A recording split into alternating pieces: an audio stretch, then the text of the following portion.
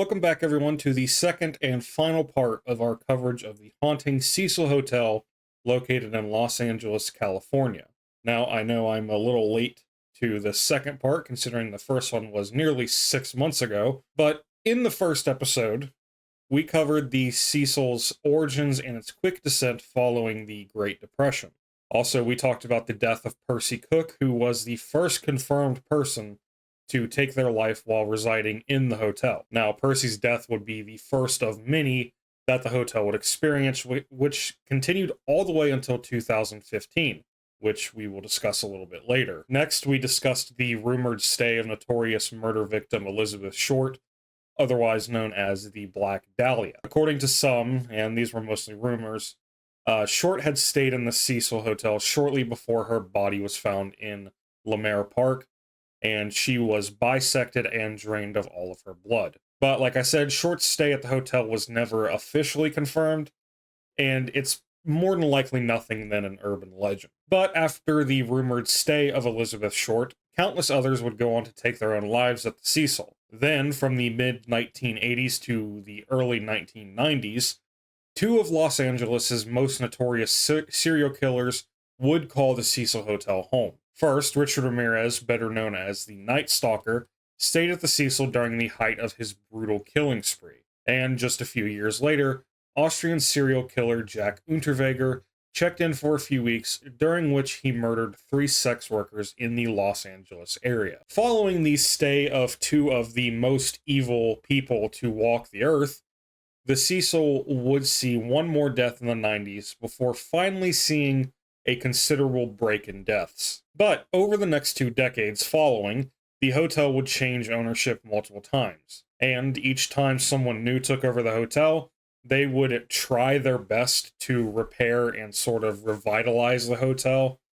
And on every single occasion, they would fail. But in 2011, the at the time owner of the Cecil came up with a sort of out there idea to split the hotel into 2 different businesses. Now, the first half remained the rundown, sketchy Cecil Hotel, while the other one was redesigned and rebranded as a budget-friendly spot for tourists eager to explore Los Angeles. This new section would later be named the Stay on Main, and for the first couple of years, it did do fairly well, but all of that would come crashing down in January 2013, following the stay and subsequent disappearance of a Canadian student named Elisa Lam. And that's where we're going to pick up our story now.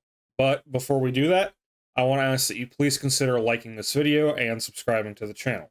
Those are the best ways to support me, and it lets me know that you all enjoy what I'm doing here. But as always, thank you all so much for watching, and I hope you enjoy the rest of the video. Born on April 30th, 1991 in Vancouver, Canada, Elisa Lam was the daughter of 2 immigrants from Hong Kong. Now, not much is known about Lam's early childhood, but in 2010, Lam began a personal blog on the website Blogspot. Now, in this blog, Lam would often post about fashion trends of the time, and would on occasion open up to her followers about her history and struggle with mental illness. To that point, in 2012, Lam announced that she had been diagnosed with bipolar disorder and depression, both of which she was prescribed medication for. Around this time, soon after her diagnosis, Lam moved her blog to Tumblr, where she continued to post about fashion and her mental state. And on multiple occasions, Lam would discuss and lament about how her mental health affected her work during her studies at the University of British Columbia, which she took an indefinite hiatus from in mid-2012 due to her mental conditions. Then, in early 2013, Lam decided that she wanted to take a trip to California as a sort of kind of like getaway retreat to unwind and just take a break. Lam left home on January 22nd, 2013. At first, Lam's parents were concerned about her traveling alone, especially due to her bipolar disorder, but Elisa assured them that she would call and check in with them every single day. Also, she told her parents that she would be active on her blog throughout her trip, so they could keep tabs on her with that as well. Lam traveled via train and bus for the trip and arrived in San Diego on January 24th. While in San Diego, Lam visited the zoo, which, just as she promised, she posted about on her blog. Following the visit to the zoo, Lam stayed in San Diego for a couple more days before arriving in Los Angeles on January 26th. 2 days later, Elisa Lam checked into the Stay on Main section of the Cecil Hotel. When Elisa first checked into the Stay on Main, she was initially assigned a shared room with a couple of other girls that were around the same age. Now, Lam didn't know either of these two girls, but the Stay on Main had these sort of like joint rooms for people like Lam who wanted a cheap place to stay. And you can make that price even cheaper if you were willing to compromise and share a room with other tenants. However, the very next day, Lam was moved to a private room after her roommates complained that she was showing some odd behavior. This behavior included Lam leaving rambling, almost nonsensical notes on her roommates' beds and belongings. Also, the roommates reported that on a few occasions, Elisa locked them out of the room and began demanding a password to be let back into the room. Following her placement into that separate room, Lam continued to post on her blog and did continue to check in with her parents. But on January 31st, which was the day Lam was supposed to check out of the Stay on Main and leave for Santa Cruz, she failed to check in with her parents and did not post on her blog. Now, at first, her parents were concerned, but they didn't panic about it.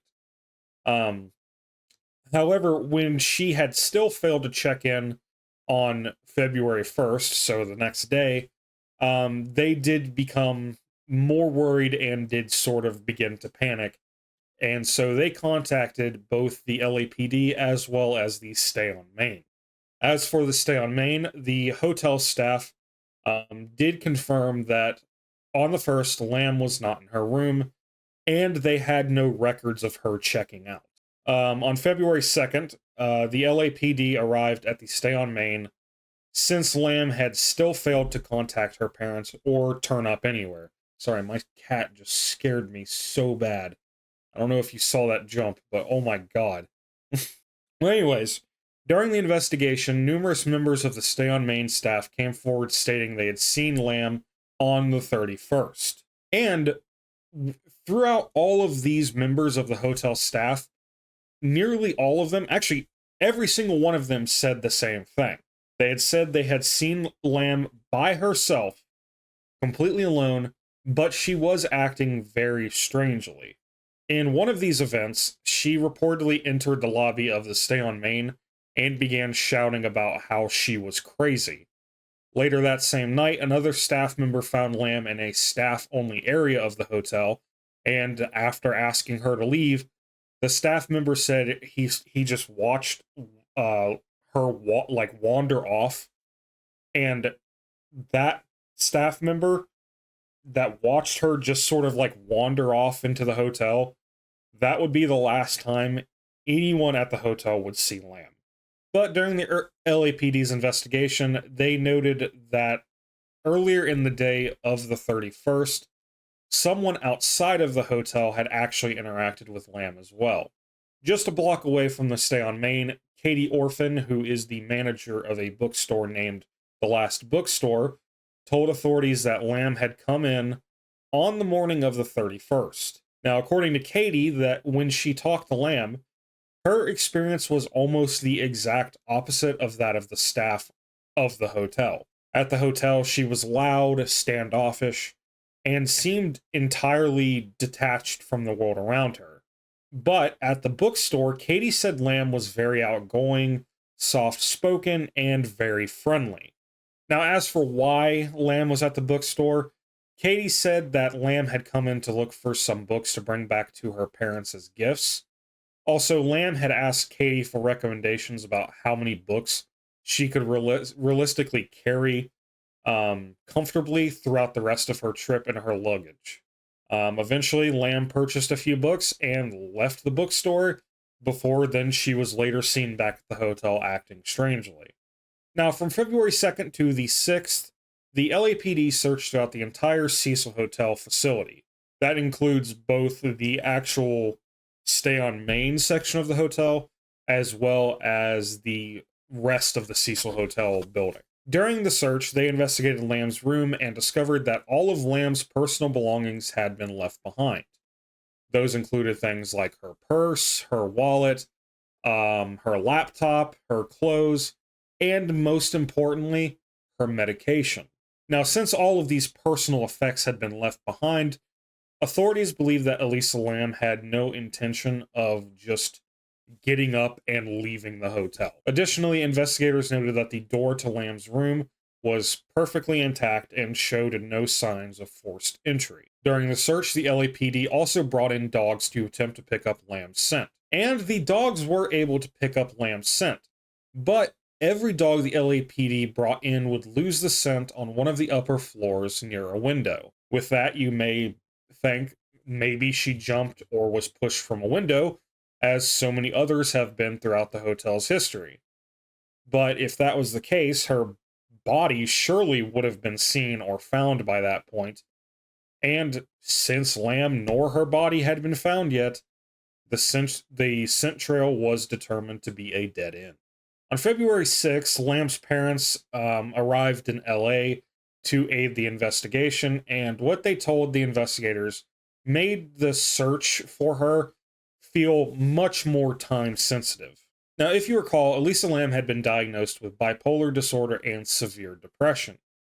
For these, she had been prescribed multiple medications, many of which she had to take every single day.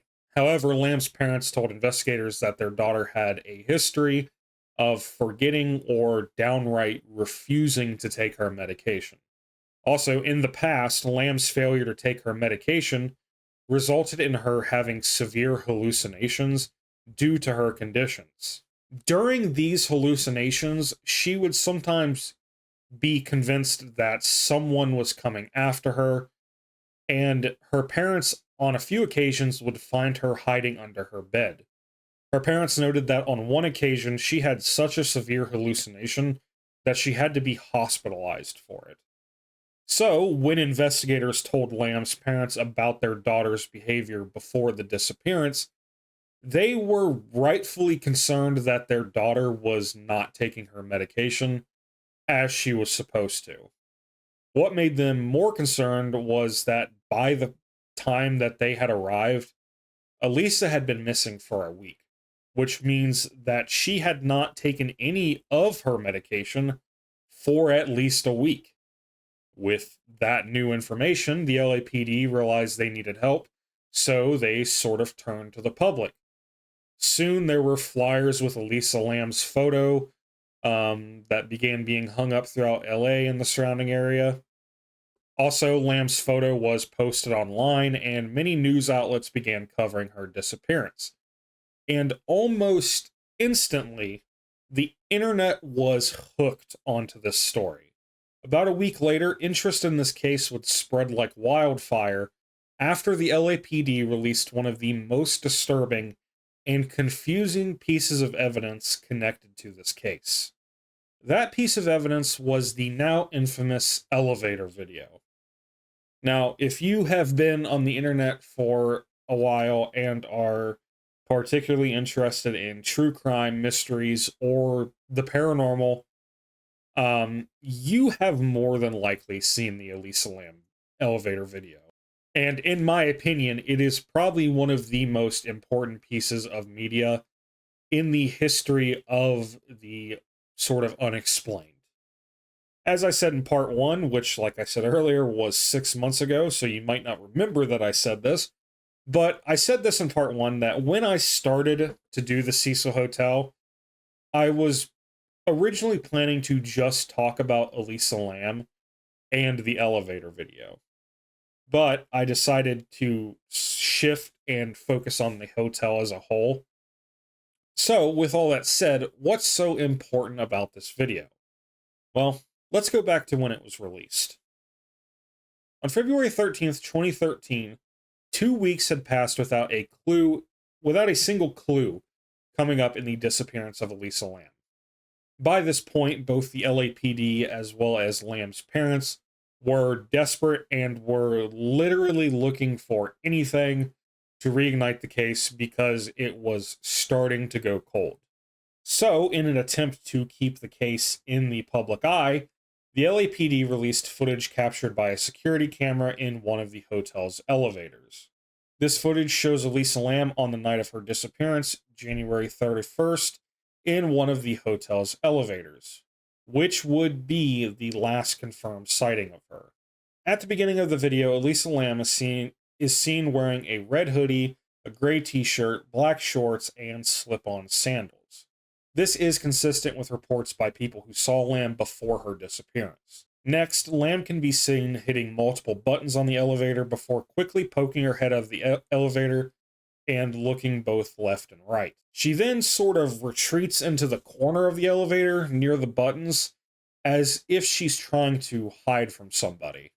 After a few moments, she then slowly creeps out of the elevator and does this sort of weird, like, jump out of the elevator as if she was, like, trying to scare somebody. After this, she backs back into the elevator before quickly leaving the elevator and standing against the wall. When she's standing up against this wall, you can only see her right arm. And during this point, it sort of looks like she might be talking to somebody. After this, Lam turns and then stumbles back into the elevator with her hands held above her head. Lam then returns to the control panel of the elevator and presses even more buttons before leaving again and returning to the left wall she was at before. Then, during, in my opinion, one of the weirdest parts of the entire video, Lam turns to the right of the elevator. She, like, puts her hands out, and she kind of, like, moves her hands around as if she's, like, reaching out, like, to try and touch something that's, like, not there. And then after this, it almost looks like she starts to talk to someone again before she sort of, like, just starts, like, messing with her fingers. Then lastly, Lam can be seen doing this weird, like, rocking motion back and forth outside the elevator before she wanders off. Following the release of this video, this sort of run-of-the-mill missing persons case quickly became like a viral internet mystery. Almost overnight, the video went viral on video sharing platforms across the globe and continued to entrance and disturb viewers as news outlets began covering the case as well. Soon, viewers across the world began to offer their theories and suggestions as to what could have possibly happened. Now, some of these theories were very plausible and were routes the LAPD was already actively investigating. These theories include things like the idea that Lam could have been under the influence of alcohol, or she may have been under the influence of some type of party drug that could cause the sort of weird behavior that you see in the video. Also, there was an idea that Lam could have run into one of the many shady characters that inhabited the Cecil Hotel who could have done something to her. Others, however, thought something more supernatural may have been at play. There were theories that began to emerge stating that Lam may have been seeing some sort of paranormal entity, according to some others that were more conspiratorial minded. Theorized that maybe Lam may have been eliminated by government agents for various reasons. To those, we'll touch on those here in a minute. As for the video, even though it amassed millions of views and reignited interest in the case as the LAPD hoped it would, there was no new substantial evidence or witness testimonies that had come forward. So they were back to square one. But just a few days later, on February 19th, the body of Elisa Lam would be found. But her location and condition only brought more questions than answers. In the few days leading up to February 19th, 2013, residents of both the Stay on Main and the Cecil Hotel complained to the staff about low water pressure, Also, residents claimed that the water was discolored and had an unusual taste. So, on the morning of February 19th, a maintenance worker for the hotel named Santiago Lopez went to check the 4 water tanks on the roof of the hotel. When Lopez reached the roof, he noticed that one of the tank's lids had been removed and the tank had a ladder leaning up against it. Lopez immediately thought this was strange because the lids of these tanks were meant to be closed at all times. As for the ladder, Lopez was even more confused because, as far as he knew, or really anyone knew, no one else had been up there to investigate the tank before him. Also, an important detail to note is that the ladder was not attached to the tank. It was a ladder that was just kept up on the roof near these tanks that could be propped up against them whenever they needed any sort of service. Now, as weird as this may be, Lopez had a job to do, so he used the ladder to investigate the tank. And once he got to the top of the ladder and looked into the tank, Lopez would find the naked body of Lam floating face up in the water tank. Lopez immediately reported this to his manager, and police were soon called to the scene. When they arrived at the scene, they noted that it would be impossible for anyone to get Lam's body out through the hatch of the tank. From what I remember, it's because the water was too low, so no one would have been able to go in and grab her and be able to come back up through the hatch. So what they had to do is that they had to drain the entire water tank, and they had to cut a large square into the side of the tank to get her body. As for any other evidence at the scene, investigators would find Lamb's clothes that she was seen wearing on the day of her disappearance near the tank. In the pockets of those clothes, they would find both her watch and the key to her hotel room.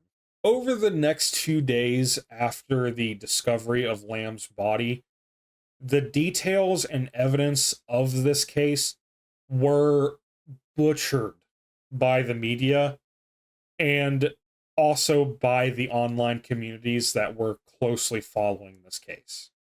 First, if you have ever looked into this case on your own, you've probably heard the theory, or it just plainly stated, that the hatch on the tank was closed. This is just wrong. Lopez, who was the man who found the body, has gone on record after the fact and confirmed that the hatch was off of the tank when he found Lam.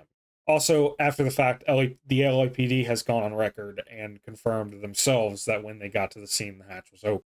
This idea that the hatch was somehow on the tank before the body was found would have to point to an outside person being involved in the case, because it would have been impossible for Lam to climb into the tank and close the latch behind her. When and how this rumor of the closed hatch began is sort of unknown, but more than likely it was due to just bad reporting and the more superstitious areas of the internet, which were very, very active in this case. But I don't want to say that and then be like, there were no parts of this case that were questionable. There certainly were. For example, let's just talk about the roof itself. Now, during the original search, that week-long search that they did where they didn't find anything,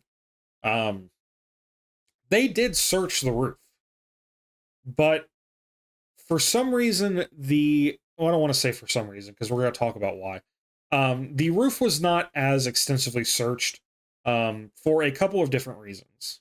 Firstly, the door to reach the roof was always locked, and if for some reason it was opened without, a key, an alarm would go off. If this alarm was to go off, it would also notify the staff at the front desk that someone had opened the door to the roof. But according to all the staff, no alarm was tripped on the night of the disappearance or any day during the search for her. And another weird thing is that investigators said that the scent dogs that they brought up to the roof never caught a trace of her.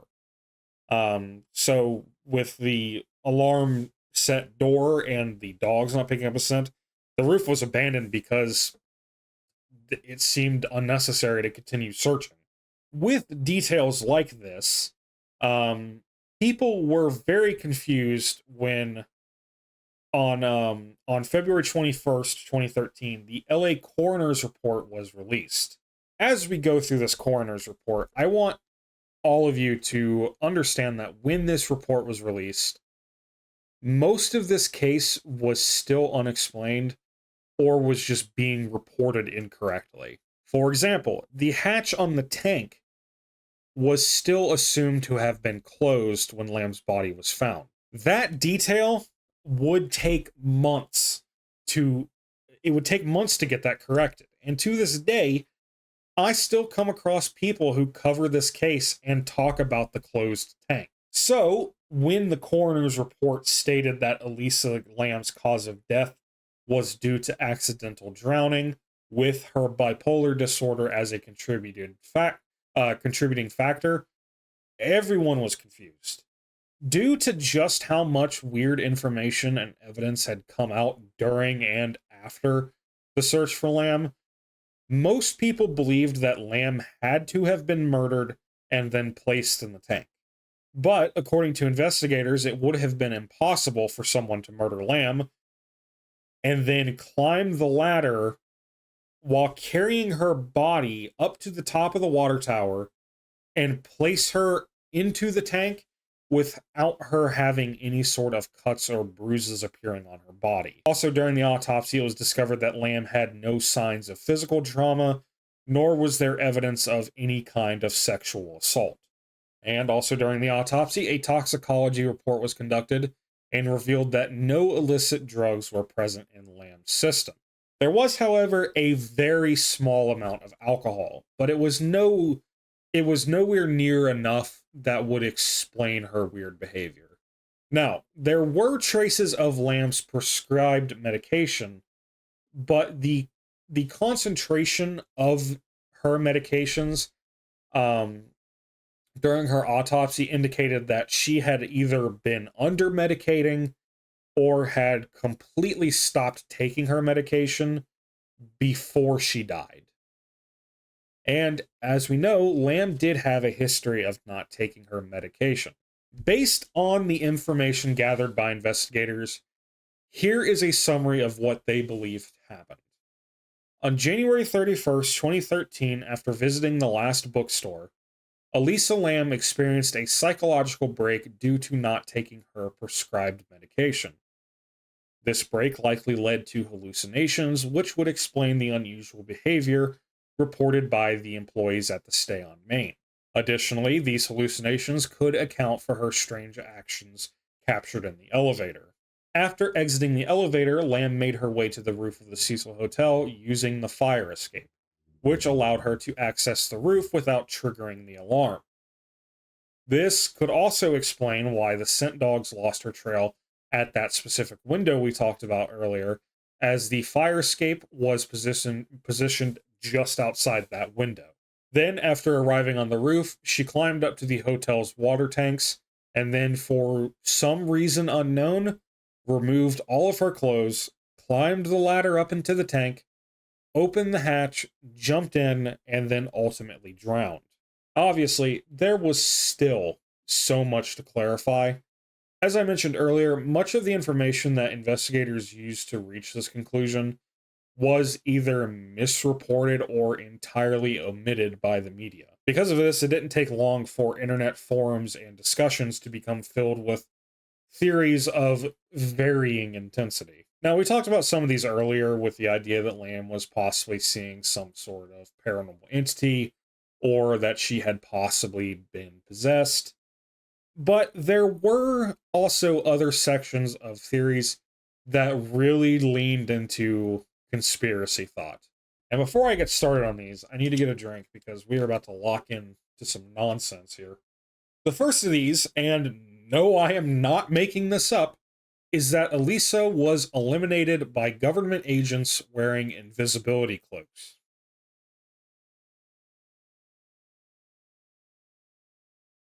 I want this to really sink in for you. Now, where this theory even came from, um, apparently a lamb has a hair in my mouth. This theory seems to have came from the fact that at some point, Elisa Lam had made a post in her blog about an article she had read about a company attempting to produce an invisibility cloak for the military, which I'm pretty sure I've seen things like that before. I don't think that's like a stretch of the imagination. I think everybody thinks that they're probably doing that. What led more people to like kind of hop onto this idea was that around the same time of her disappearance, an office space near the Cecil Hotel was being rented by a company called the Invisible Light Agency. However, ILA, which as far as I can tell no longer exists, was a like a special effects VFX company. So I would say, given all of that and just being, thinking for a second, I would say it's pretty safe to assume to I think it's safe to assume that this is probably not what happened. The second of these more conspiracy explanations emerged following a tuberculosis outbreak in Los Angeles after Lamb's death. The theory posited that Lamb had tuberculosis and was sent to LA as a biological weapon to infect and control the homeless population. I'm telling you, man, stuff like this really, I don't even have words for it. I don't even know. From what I can tell in my research, from what I was reading, the reason this theory even exists at all is because people discovered that Lamb was attending the University of British Columbia, which we know she was. That is confirmed that she was going there. But apparently, the University of British Columbia has a very renowned tuberculosis research section. Now, the biggest thing that everyone always points to with this theory is that there is a diagnostic test that you can use to identify tuberculosis. And the name of this test is Lam Elisa, which is just Elisa Lam's name backwards. Same spelling and everything. Now, is that a coincidence? Yeah, but I will admit it's a pretty big one. But the first thing is that is important to note that Elisa Lam was not her birth name. As I said earlier, her parents were immigrants from Hong Kong, and she was born with a Cantonese name, Lam Ho Yi. Like many second generation immigrants, Lam adopted an English first name while keeping her Lam surname. Also, Lam didn't have tuberculosis. So, like, even if she did, if you want to go down that route and say, oh, maybe she got tuberculosis, it would have shown up in her autopsy. So, no, this didn't happen. I will say, though, the name thing, like I said, that's a pretty big coincidence, but it is a coincidence. To this day, the case, if you go online, this case is still rife with theories like these that are made by people that just really cannot accept that this was just a horribly tragic accident. But to kind of play devil's advocate for them, I was one of you at one point. I thought something weird had to happen in this case because everything made no sense. But to my previous credit and the credit of the conspiracy theorist, the way information was explained and presented during the investigation, it sucked. So it's not even slightly surprising that theories like this exist. Like I said, there was just straight up wrong information given at some points that would take years to correct. But when investigators attempted to correct these mistakes, it only made everything look more suspicious and fuel those conspiracy theories.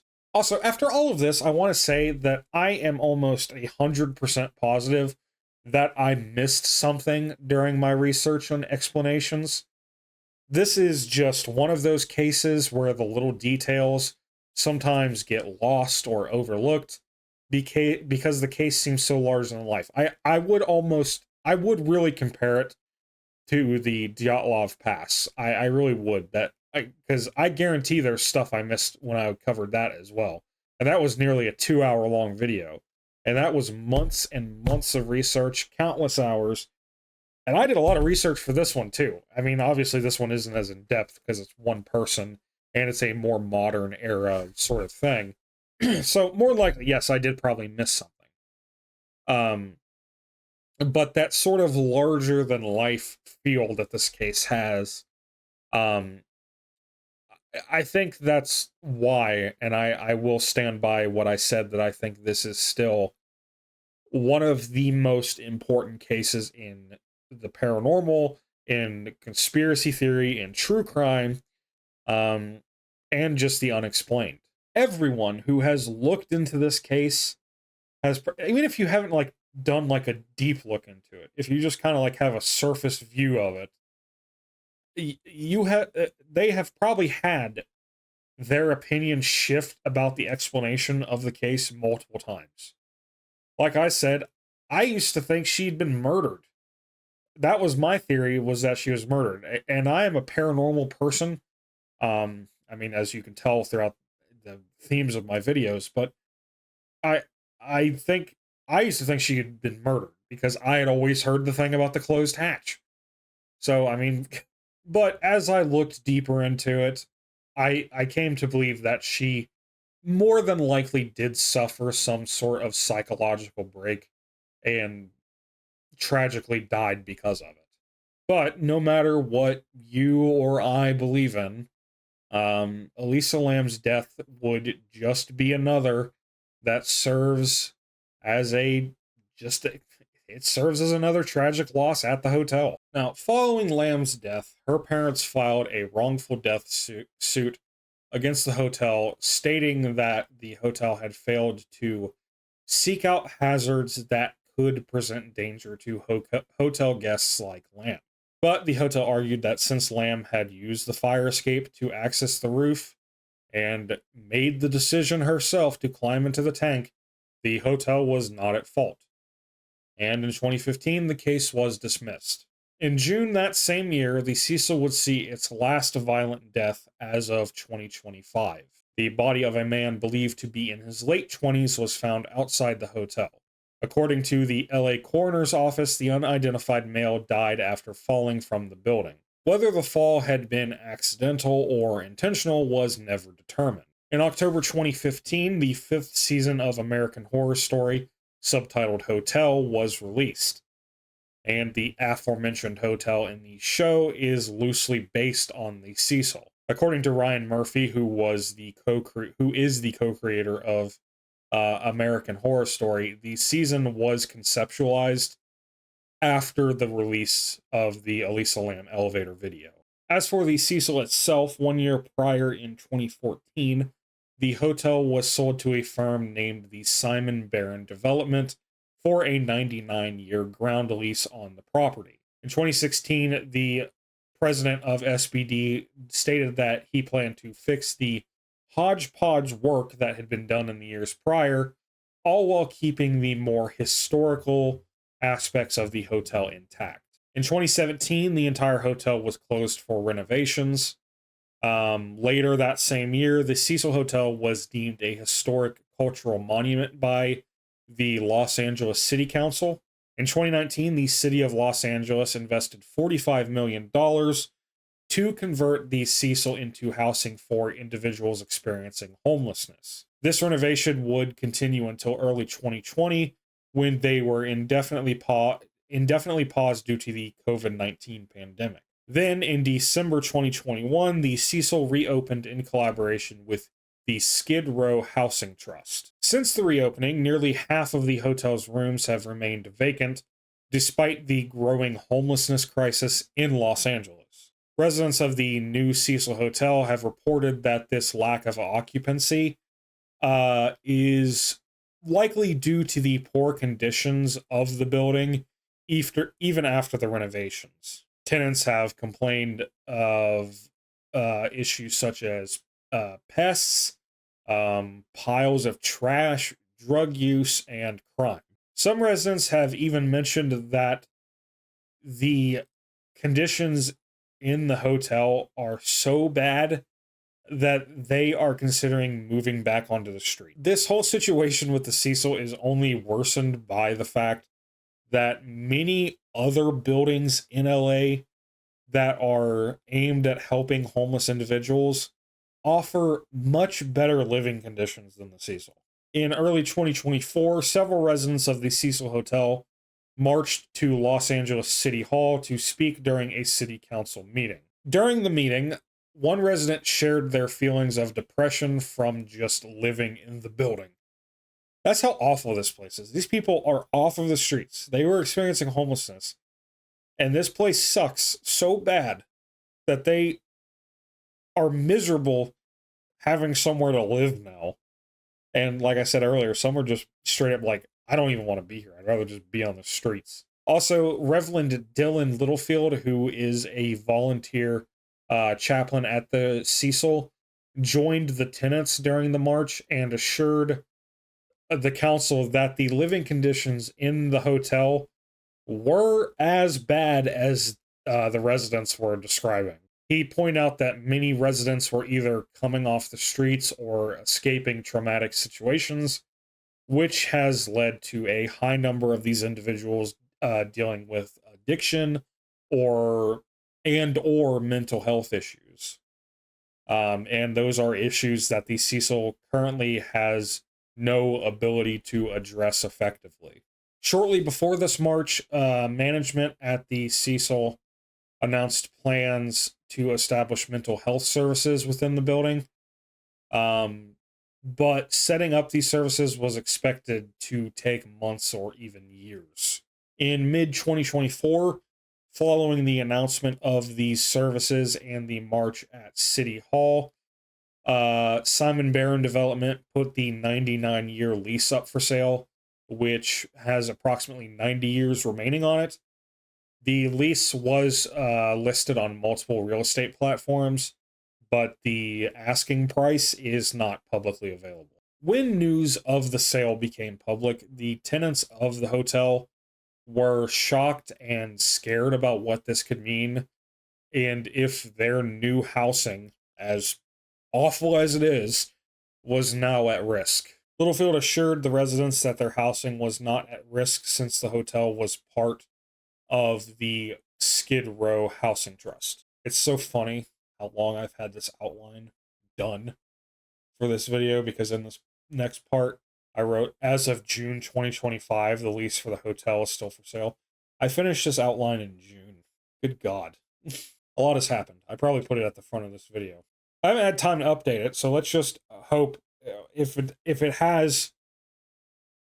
lease is not for sale anymore, I'll put it up on the screen somewhere. But for now, let's just assume, unless I put differently, that the lease of the hotel is still for sale. And many people, including Littlefield, hope that the next owners, whoever they may be, will put more effort into turning the Cecil into an adequate shelter. Now, given the hotel's dark history, all the way from Percy Cook's death to the stay of two notorious serial killers, to the Elisa Lam case, and to the continuous struggles that are being faced by the tenants who are still there today, it's safe to say that the Cecil Hotel is a place just rife with negative energy. Because of this, the Cecil Hotel has become notorious for another reason. According to many, the Cecil Hotel may also be home to the paranormal. Now, we touched on these a little bit during the Elisa Lam segment of this video, but these theories definitely picked up a little bit after her case. As I said, many believe that maybe she had been possessed or was being influenced by some sort of malevolent entity. And if you do take everything into account that we've talked about, this hotel would probably be one of the most perfect locations for some sort of spiritual presence. Specifically, the Cecil would be most susceptible to something known as a residual haunting. For those with an interest in the paranormal, or if you've watched any episode of Ghost Adventures ever, you likely know what a residual haunting is. But if you aren't familiar, a residual haunting is basically, it's like an echo from the past. If they are a residual type of haunting, is that these spirits aren't, they're not like aware, they're not cognizant and aware of the world around them. Instead, it's like their spirits are like imprinted onto these locations. Um, Especially if they went through some sort of traumatic event or if they had a traumatic death. And as we know, the Cecil has always been rife with tragedy and trauma. Paranormal investigators, along with both past and current tenants, have reported activity in the hotel that lines up with what's known as a residual haunting. But according to others, there might be more than just leftover energy at work.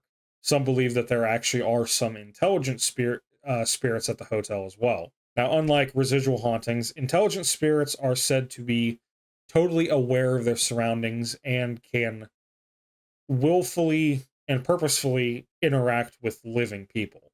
A good example of this type of haunting is the Bell Witch of Tennessee, which I covered last Halloween. Yes, I did just plug my own video. What are you going to do about it? Some people believe that dark, violent individuals like Ramirez or Jack Unterweger left more than just a disturbing legacy behind. They may have left part of their energies there too. There are reports of people feeling a heavy sense of dread in the rooms where the two are believed to have stayed during their respective killing sprees. Even more unsettling, a few guests have claimed to see dark figures walking the halls that look very similar to Ramirez and Unterweger. But given the history of violence in the hotel, both before and after the stay of Ramirez and Unterweger, some say the hotel itself may be harboring evil. Specifically, there are theories that the Cecil Hotel may be a portal or vortex that attracts death, despair, and the supernatural.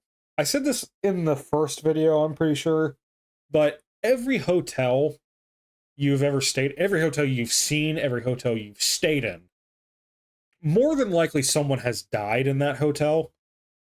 But the Cecil sets itself apart by just how many deaths have occurred inside of its walls, and also just how many of those have been violent deaths.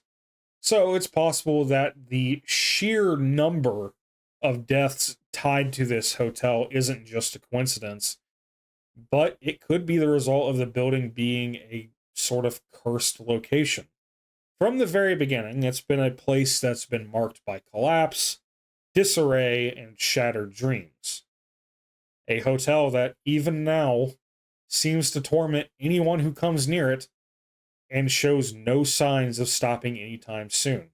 That hotel and that place is the Cecil Hotel, located in the heart of Los Angeles, California. Oh, and with that, our coverage of the Cecil Hotel comes to a close. After everything, I don't really think it's up for debate that there is probably something really wrong with this hotel. Whether that be spiritual, paranormal, or anything, really. The Cecil is a unique place in the most terrifying way possible. And it's been this way for over a century, and as I said, it doesn't really show any signs of stopping. But for the sake of the people who are currently using the hotel for shelter at the moment, and as a way to get back on their feet and restart their lives, I really do hope something positive will eventually come of this awful place. With that said, I want to thank all of you for watching and for being patient while I worked on part 2 of this series. Not even just for this series. I thank you all for just being patient in general. But in terms of this video, um I haven't had to split a video like this since I covered the Ouija board way back when I was really first starting this whole thing. God, my hair, my giant forehead. Work with me here. What was I talking about? Oh yeah, doing multiple parts. I haven't done that since I did the Ouija board. And I'll tell you right now, I hate doing multiple parts. I really, I, I, I didn't like, I didn't like it in the Ouija series. I didn't like it in this one. Um, the only reason I usually end up splitting them like this is because the outlines end up extremely long. Um, which obviously in turn is going to make the videos much longer. But this also meant that the videos themselves were going to take a long time to work on, and I'm always worried about having more than a month or so between videos, and here we are now when I haven't posted a video in 5 months. But with both this one and the Ouija board, I decided to split the topics up so I would have shorter outlines, shorter videos, and more frequent uploads, which you can tell how well that worked. And the problem is that in both instances with both this and the Ouija board, I would lose interest in the topic I was covering once the video was completed. Now, back when I was working on, you know what? I'm just gonna do it now. You know what? We're gonna do the explanation now because I have like little notes here to keep me on topic for what I want to talk about at the end here. This is stuff I wrote months ago, and you know some things have changed.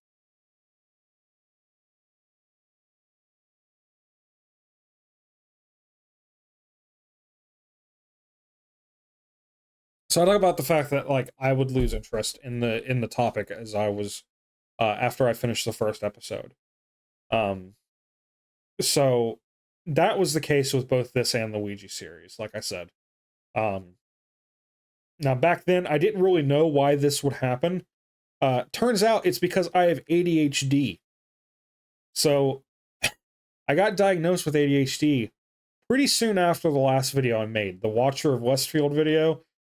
I went to the doctor pretty soon after that, and I'm on medication for that now. I'm talking to a therapist and everything.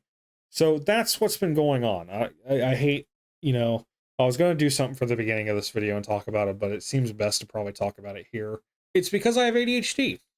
Come to find out, it was something I had been curious as if I had it for a while, and lo and behold, I go get tested. I talk to some people. I talk to some psychologists and stuff, and it turns out yes, I do have it. So that thing with me losing interest, it started in terms of me making these videos. That's definitely where the problems come from. Is that if a project is taking too long, I would, and I'm still struggling with this. I am working on an outline right now as I'm recording this.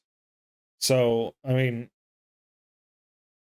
I am still working on stuff for this. It's just been taking a long time. Because there's just been a lot going on. My depression has been in a bad place again.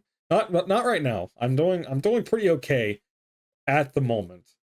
But just a lot has happened since I was last here, since I last put out a video. A lot of different medications I've been put on, a lot of trial and error periods. And the thing was is that I went very soon after the Watcher of Westfield thing, to get tested and then get medicated for it. Um, my plan was is that once I was good, I felt like I was good, I would come back and work on stuff. But the problem is that with mental health stuff, even on medication, it's not always going to be good. Um, some days I'm doing great. Like today, I'm doing fine today. I got up early. I was like, you know what? I finally want to record a video. And I haven't had that feeling for a while. I mean, it's been eating at me a little bit in the back of my mind that I, you know, want to do this still. And I've very infrequently posted on here to update you all about what's been going on. And I talked about the ADHD thing a little bit. Um, but like today was good, but then I had a day last week that was really bad. So I don't know. It's just random. But I want to get back into doing this, man. I want to do this again. But I think the problem I was having a lot when I was doing this, and I'm trying to get better about this, is that for the moment, I want this to be my job.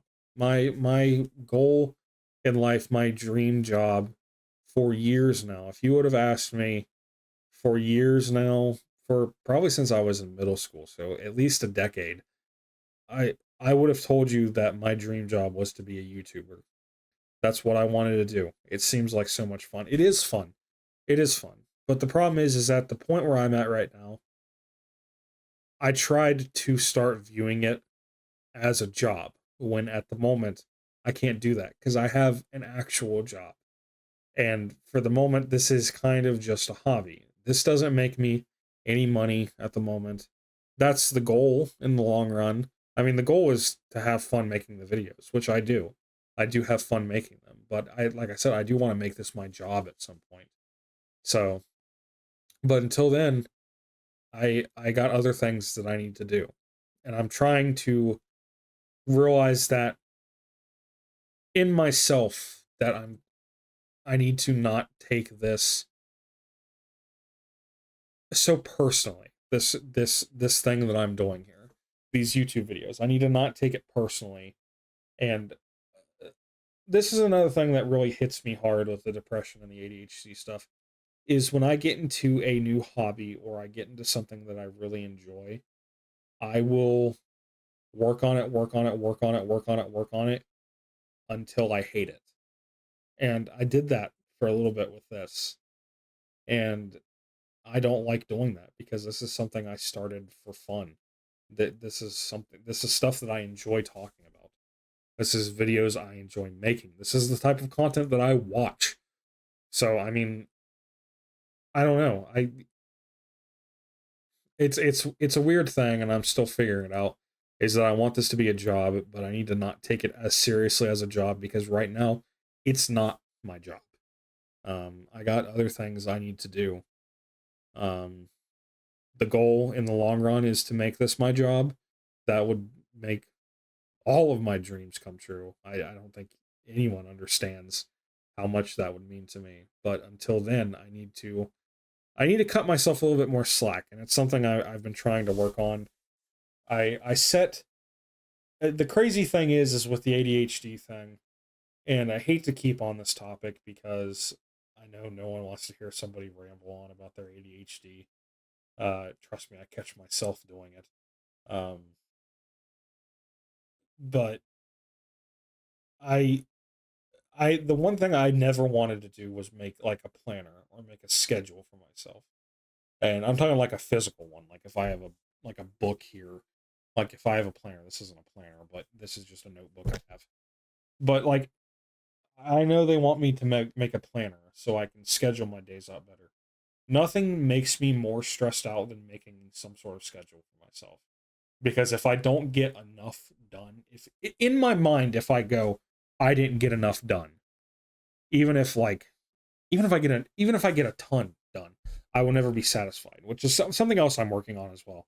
There's a lot of stuff I'm working on up in the old noggin here, um, but I found that even if I wasn't writing my schedules down, I was doing it like subconsciously and mentally that I felt like I'm like on a time frame for everything. But I'm really not. Like I'm really not on any sort of time frame. I set myself up for these things. And I talk about it sometimes in videos where I'm like at the end I'm like, "Oh, I should have another video on a couple weeks."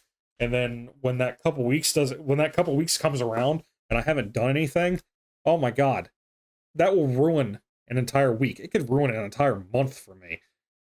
So I've tried to stop doing that. I work on things at my own pace. They get done as they get done. So I think for now, with everything I just said, like any plans for future videos, the best I'm gonna say is that I'm working on something. I'm not gonna like make these schedules that just make me go insane. I mean, I could say this, but it's gonna happen some days. It's just the way it is. It's just the way mental health works. It's just some days, like I said, are gonna be good. Some are gonna be bad. Um, but I'm working on it. I'm working on it. I'm trying to work on it. And speaking of working on it, like I said earlier, I am working on other outlines. I have another outline done. It should be for a cocktails video. I know I haven't done one of those in a while. I think the last one I did was on the dead Pope trial. I have another one of those done that's just been sitting around for a while. And then I'm working on another one at the moment. It's taken a while to get done. Like I said, I'm trying to give myself more leeway while also still making sure I at least get something done. But I think I expect too much of myself sometimes. Um, having ADHD, and also another problem I have is that when it comes to work, I'm a bit of a perfectionist, and those two things clash very often, very often, very aggressively. Do they clash? But I'm trying to work on it, trying to be more mellow, like I used to be when I was younger. Um, I don't know. Back when I was younger, there was a lot of problems going on there too, but who knows? But with all of that yapping done, after I'm done speaking Japanese, I want to ask that if you did enjoy this video. Oh, one more thing. One more thing, real quick. It's not about the mental health. Before I do my little send off here, the reason I even went into this thing is because I was talking about the multi-parters. I want you all to let me know down in the comments that if you all enjoy the multi-parts, or if you would rather I just make longer videos, because I can really do either or. Um, Hopefully now, since I'm medicated and talking to people, I won't go absolutely bananas if I have to make a multiple part series. So yeah, just let me know down there if if you'd rather I like split up long videos into multiple parts or whatever.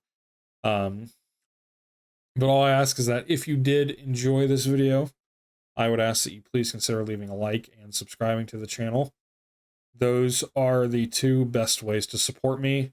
Also, don't forget, which most of you probably have because it's been months since my last video, you can now find audio-only versions of my videos on Spotify podcasts if you would prefer to listen to it that way.